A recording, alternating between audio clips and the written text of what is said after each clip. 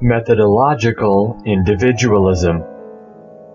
Written by Joseph Schumpeter. Preface by F.A. Hayek.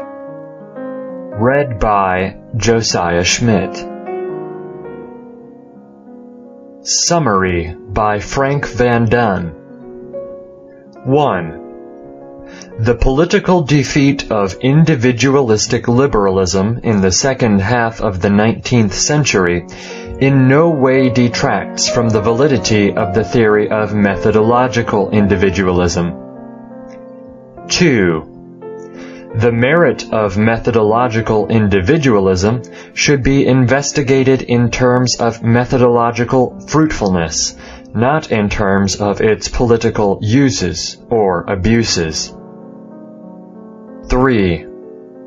Individualism does not deny that every individual person is a social being whose actions are conditioned by social and cultural factors.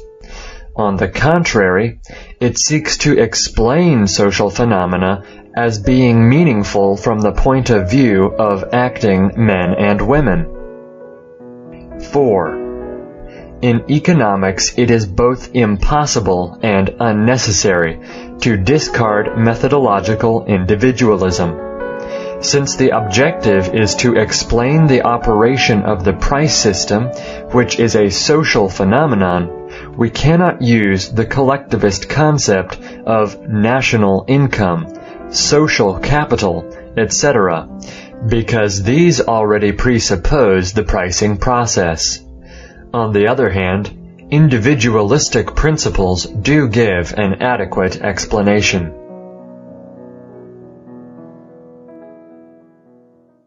Preface. In 1908, when Joseph Schumpeter, at the age of 25, published his Wesen und Hauptinhalt der theoretischen Nationaleconomie, Essence and Chief Contents of Economic Theory, it attracted much attention with the brilliance of its exposition. Moreover, though he had been trained at the University of Vienna and had been a leading member of the famous seminar of Eugen von Bamberg, he had also absorbed the teaching of Leon Walras, who had received little notice by the Austrians, and had adopted the positivist approach to science expounded by the Austrian physicist Ernst Mach. In the course of time, he moved further away from the characteristic tenets of the Austrian school, so that it became increasingly doubtful later whether he could still be counted as a member of that group. Schumpeter was very much a master of his subject, in contrast to the puzzlers or muddlers, which follow their own distinct ideas. He also showed a strong receptivity to the dominant opinions in his environment and the prevailing fashion of his generation. Nowhere does this show more clearly that in the still entirely Mengerian chapter of his early book, now translated into English for the first time, and regarded as the classic exposition of a view which he later abandoned. Many of his students will be surprised to learn that the enthusiast for macroeconomics and co-founder of the econometric movement had once given one of the most explicit expositions of the Austrian school's methodological individualism. He even appears to have named the principle and condemned the use of statistical aggregates as not belonging to economic theory. That this first book of his was never translated is, I believe, due to his understandable reluctance to see a work distributed which, in part, expounded views in which he no longer believed. His reluctance to keep his brilliant first book in print, much less having it translated, can probably be explained by his awareness that his own distinct opinions emerged only in his second book on the Theorie der wirtschaftlichen Entwicklung, Theory of Economic Development, which came out 4 years after the first. Though the author may later no longer have been prepared to defend the ideas of his first work, they are certainly essential enough to the understanding of the development of economic theory. Indeed, Schumpeter made a contribution to the tradition of the Austrian school, which is sufficiently original to be made available to a wider public. I regard it as a very meritorious effort that Mr. Michiel van Noten had devoted his skill to publishing a faithful translation of that part of Schumpeter's first work, which marks a distinct milestone in the evolution of opinion on the important subject of individualism. Freiburg im Breisgau, November 1980. F. A. Hayek. Methodological individualism. Having disposed of the queries associated with the hypothesis of value and with the problem of human motivation, all we still need to prove is that our assumptions are based on the possession of wealth by the individual. This is bound to evoke some criticism because, in this day and age, the validity of the individualistic concept is strongly queried. Indeed, atomism is most frequently disputed by the opponents of the theory. Classical theory places great importance on the individual. More recent economic systems, by and large, followed this pattern, so exposing themselves to the same criticism. As a rule, the opponents of the theory do not realize that there is a difference between the old and the new economic system, and if they do not know what the difference is, and in most cases attack both systems indiscriminately. Theoreticians have not been backward in voicing their viewpoints, and we are faced with a controversy that, as with so many discussions concerning the fundamentals of our discipline, fails to reach any conclusion. Both parties throw up general arguments and defend them with a tenacity based on the degree of their political and social convictions. Of course, it is impossible to reach any agreement such as this, and often it seems that agreement is not even wanted. Yet, all that is needed to settle the dispute is to consider which problems actually need to be solved and what end results are wanted from these two opposing systems. By doing this, the dispute loses its controversial character, and the difficulties tend to resolve themselves. To achieve this, let us first consider the objections made by opponents of the theory of the individualistic conception of things, and then discuss various tendencies within the theory which pursue the same end. What did the critics of the classic system have in mind when they attacked its individualistic principle? As with almost all criticisms of the classic system, these are mainly directed at certain practical aspects. Political individualism, to a greater or lesser degree, opposes socialism and any type of social regulation. Slogans such as free play of economic forces, individual initiative and responsibility, and others were countered by opposing slogans. The political defeat of individualistic liberalism was also detrimental to the scientific reputation of whose works which held individualistic postulates apparently relating to the fundamentals of pure economy. Not only is this well known, but it is also known that the development of social political efforts which involved outstanding scientific support led to the vehement denial of individualism for ethical as much as for political reasons. The importance of the individual was under attack. He was told that he owed his existence and his development to society, and that the fruit of his work did not belong to him alone. But even forgetting this, there is still no doubt that the hatred of atomism in political economy comes mainly from this quarter. However, it is important to realize that there is not the slightest connection between individualistic science and political individualism. The attacks made by historians and social politicians against the individualistic national economies may be justified. To a certain extent they are. And if the historian criticizes the theoretician for his political beliefs, he is correct, as there is no doubt that such a belief would not have been possible had the theoretician studied his history more closely. But to put the blame for this on the science of political economy would be going too far. It is true that the theory widely advocates free competition. It is also true that, to a certain degree, free competition leads to maximum satisfaction of the economic parties involved. However, correctly formulated, this proposition would not only cease to sound offensive, but would cease to have any practical interest, as we will see later. It is impossible to derive any arguments from the theory either for or against political individualism.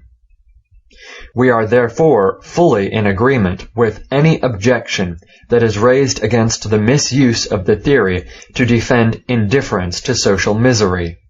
However, it would be wrong to reject the theory for this reason alone. To summarize this part of our argument, we must strictly differentiate between political and methodological individualism, as the two have virtually nothing in common. The former starts from the general assumption that freedom, more than anything, contributes to the development of the individual and the well-being of society as a whole, and puts forward a number of practical propositions in support of this. The latter is quite different. It has no specific propositions and no prerequisites. It just means that it bases certain economic processes on the actions of individuals. Therefore, the question really is it practical to use the individual as a basis, and would there be enough scope in doing so, or would it be better, in view of specific problems and the national economy as a whole, to use society as a basis? The question is purely methodological and involves no important principle. The socialists can answer it in terms of methodological individualism, and the political individualists in terms of their social concept of things, without getting into conflict with their convictions. This way we have achieved something. Our question has lost its practical significance and has been divested of focal interest. This has happened many times before with modern economics, and here lies the difference, perhaps the biggest between modern and classical systems of economy. Often with modern economics, it is difficult to separate theory from practice. With the classical system, the lines are drawn much more distinctly, and, in fact, some theoreticians have vigorously denied that it has anything in common with the symbolic Manchester concept. But even so, its opponents are correct, inasmuch as it has again and again been violated. On the whole, however, economics as a science may be considered to be free of this obstacle. Let us now look at the second point of our thesis. We must admit at this point that we cannot do more than show that we are aware of the criticisms and what we think about them. An exhaustive answer to this whole issue can be drawn only from the whole of our argument. To replace the individualistic concept by a socialistic one, or at least placing more emphasis on the social factor, is one of the urgent reforms most frequently asked for. But how should we achieve this, and what advantage would we obtain from it? In our opinion, this tendency appears to a large extent to originate from the one discussed earlier on. The social politician and the national economist are in many cases one and the same person. If the former emphasizes the social factor, it is obvious for the latter to do the same. In this connection, we have to repeat what we said before.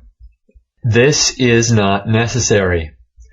Yet we cannot ignore what underlies the scientific approach of this group, but must take it into consideration. On the other hand, biology and sociology also provide ideas toward this end. Some biologists speak of an erreur individualiste, from placing too much value on the individual, who, in fact, is only one link in a chain of a long development.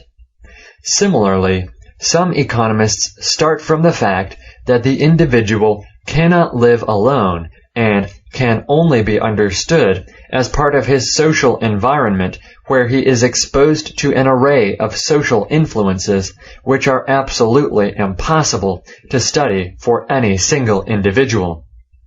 Therefore, an individualistic economy would be of little value, and many sociologists have pointed this out.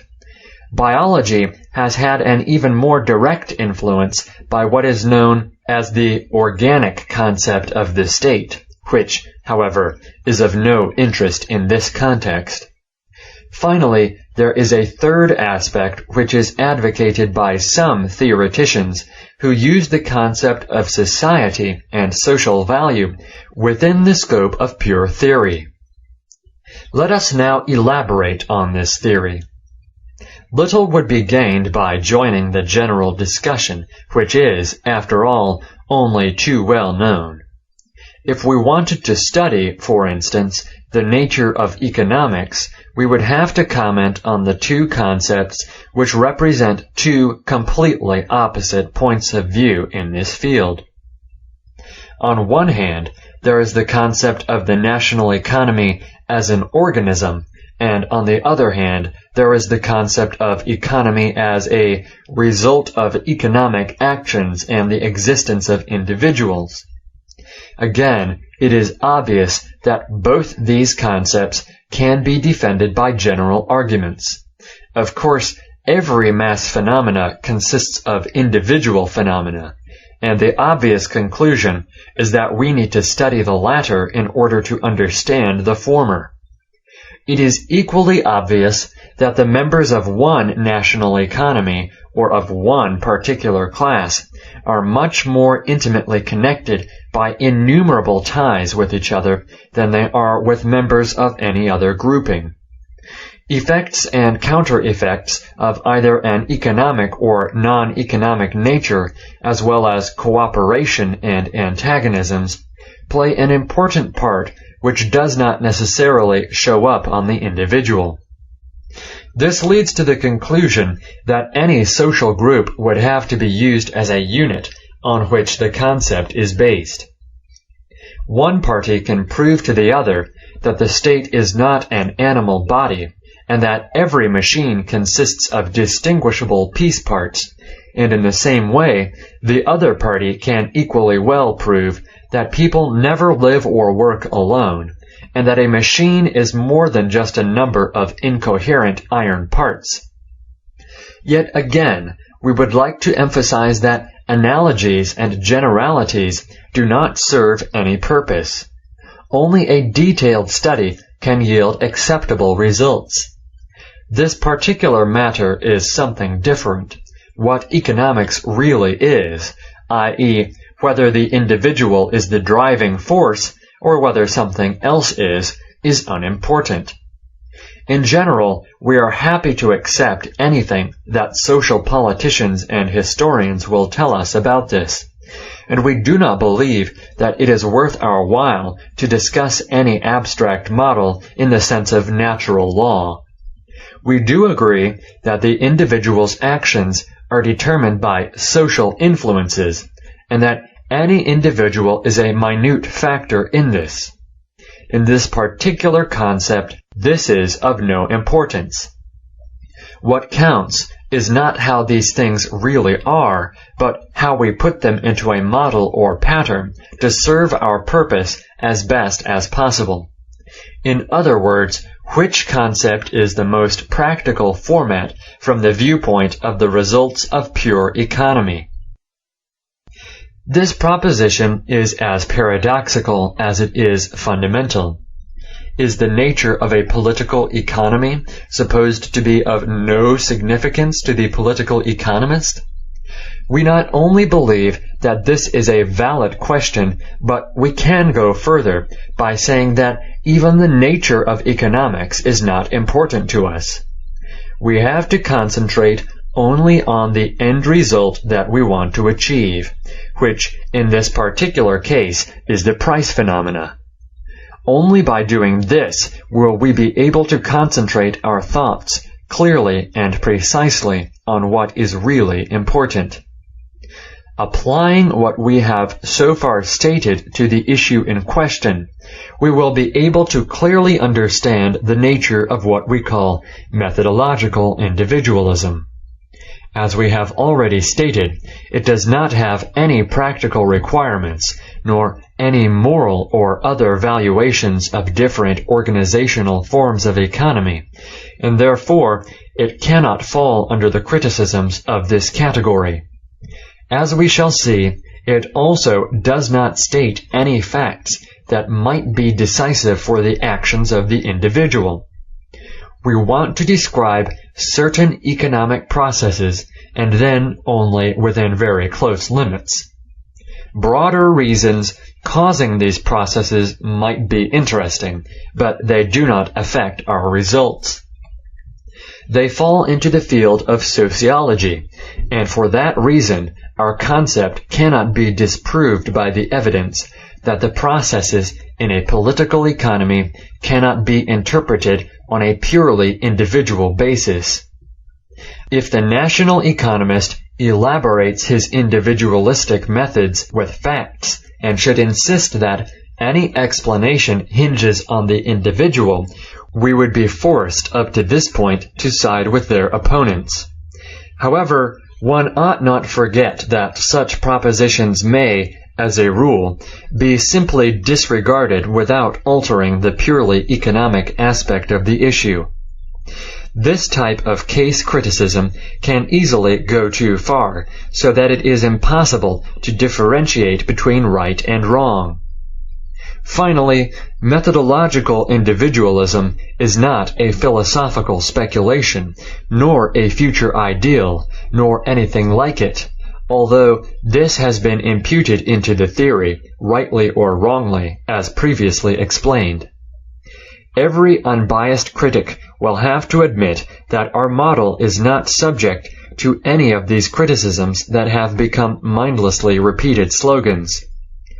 All we are saying is that the individualistic concept leads to quick, expedient, and fairly acceptable results, and we believe that any social-orientated concept within the pure theory would not give us any greater advantages and is therefore unnecessary.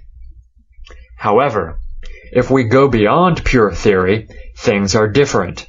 For instance, in organization and even more in sociology, atomism would not get us very far, but in view of its methodological character, this is not of any consequence. By doing this, we have gone one step further and removed many difficulties which have been a major stumbling block in the past.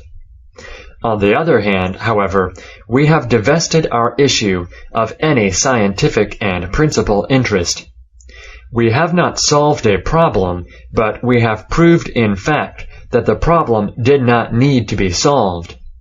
It follows quite naturally from this that those theoretical discussions using the famed or ill-reputed methods of Robinson will not be affected by the objection that the latter could only exist in exceptional cases, and then never for any length of time. This clearly shows the misunderstanding inherent in so many of these criticisms. Principal objections against atomism as we represent it, therefore, do not exist. Any objections raised refer to what apparently is connected with it, but which is actually separate from it. In fact, the individual processes do not interest us, yet they serve to describe mass phenomena in our area. The action of an individual concerns us as little as the hair color of an individual does the ethnologist. He cannot observe the hair color of a people, but only of individuals, and from his observations of individuals, he draws his conclusions about the people in terms of being statistically typical or representative. This example is not quite applicable. However, it shows that individualistic methods and social results are by no means incompatible. We do believe that the old individualistic method is indispensable in our time, though only for the purpose of pure theory in the strictest sense. Our method only fits theory, and only in this field has it yielded usable results. On one hand, it is impossible, on the other unnecessary to discard it, considering that the problems have actually been worked out. This might be necessary in the future, as it has already been the case outside that very limited area. But for the present, any future interpretation would only serve to hamper true progress. We cannot prove this here with general explanations. Only a detailed study of pure theory and its individual theses can show this. All that we are able to do is to counter some of the criticisms, eliminate some misunderstandings, and show the reader that we do not want to say anything that might raise doubts about the principles of the theory. That much can be discussed in general terms. In the following, we will not discuss social categories in general terms, but will show in practice that the individualistic concept in our sense, stripped of any practical interest, proves useful and sufficient for our needs. A conclusion about the second part of our argument can only be drawn from the whole of the following. In doing so, it is up to everybody to form economic concepts of a social category for the purpose of discussing social or political problems wherever this might be desirable. We wish to again stress that whatever has been said applies to pure theory alone. In this context, we should mention the two most important groups of concepts which could be given a collectivistic interpretation, but which we do not wish to discuss in detail at this time.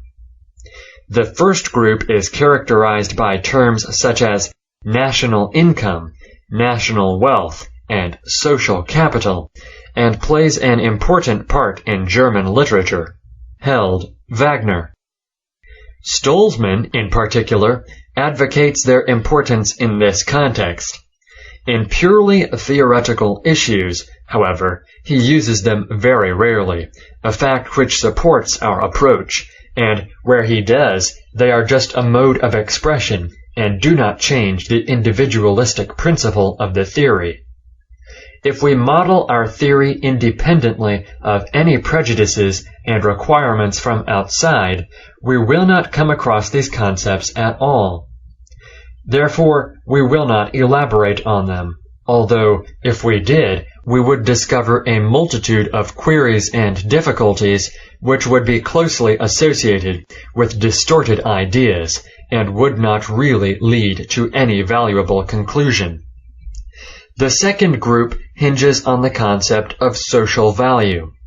The very early stages of the theory showed signs of this approach, but only recently has it become really important due to the social values advocated by the Americans. Some of the concepts within this group cannot even be applied to practice, as, for example, the value for humanity, which has no precise meaning. The social value of the Clark School is the only that really has scientific significance. But we cannot discuss this either, and just would like to say that we can ignore it for methodological purposes. Something that needs to be mentioned. We often encounter the concepts of total demand and total supply. These do not fall into social categories, but are combinations of individual processes.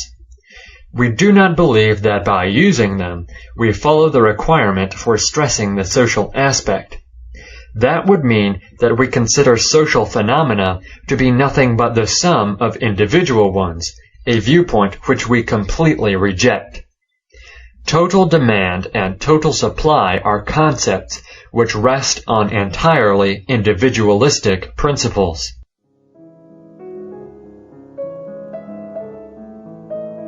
For more audiobooks and essays such as these, visit Mises.org at www.mises.org.